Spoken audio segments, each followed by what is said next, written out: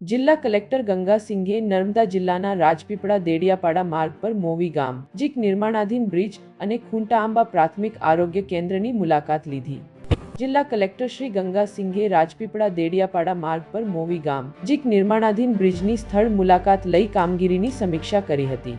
ગત સપ્તાહે ભારે વરસાદને કારણે બ્રિજના ડાયવર્ઝનને નુકસાન થતા વાહન વ્યવહારને અસર થઈ હતી. સ્થળ પર માર્ગ અને મકાન વિભાગના અધિકારીઓ તથા નિર્માણ એજન્સી પાસેથી માહિતી મેળવી કલેક્ટરશ્રીએ બાકી રહેલું કામ ગુણવત્તા સાથે ઝડપથી પૂર્ણ કરી વહેલી તકે બ્રિજ વાહન વ્યવહાર માટે ખુલ્લો મૂકવા તેમજ બંને છેડે જરૂરી સાઇનેજ અને સુરક્ષા વ્યવસ્થા સુનિશ્ચિત કરવા સૂચના આપી હતી.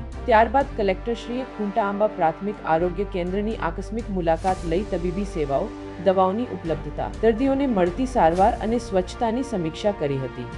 તેમણે આરોગ્ય કર્મચારીઓ સાથે ચર્ચા કરી આવશ્યક દવાઓનો પૂરતો જથ્થો જાળવી રાખવા, સરકારની આરોગ્ય યોજનાઓનો લાભ વધુમાં વધુ નાગરિકો સુધી પહોંચાડવા તેમજ ગુણવત્તાયુક્ત અને સ્વચ્છ આરોગ્ય સેવાઓ જાળવી રાખવા સૂચના આપી હતી. જિલ્લા કલેક્ટરશ્રીનો આ મેદાની અભિગમ રાજ્ય સરકારના જનસેવા એ જ પ્રભુ સેવાના ધ્યેયને સાકાર કરવા જિલ્લા વહીવટીતંત્રની પ્રતિબદ્ધતાનું ઉત્તમ ઉદાહરણ છે. ભોઈલાલભાઈ બરિયા, નીટ 24 ન્યૂઝ, રાજપીપળા. પૂરા સમાચાર જોવા માટે નીટ 24 ન્યૂઝને સબસ્ક્રાઇબ કરો.